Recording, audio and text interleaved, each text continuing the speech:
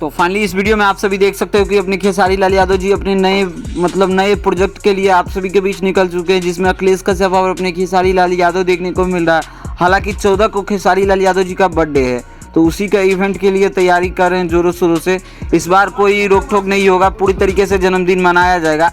क्योंकि पिछली बार मैंने कई बार देखा है कि कोई प्रोड्यूसर का पैसा लेट हो जाता है या प्रोड्यूसर का पैसा डूबने के कारण इनकी नाटक रहती है फितरत में। तो इस बार कोई भी नाटक नहीं चलेगा और इस बार अपने खेसारी लाल यादव जी ने खुद लाइव आकर बोला है कि इस बार मैं बर्थडे खुद सेलिब्रेशन करूंगा।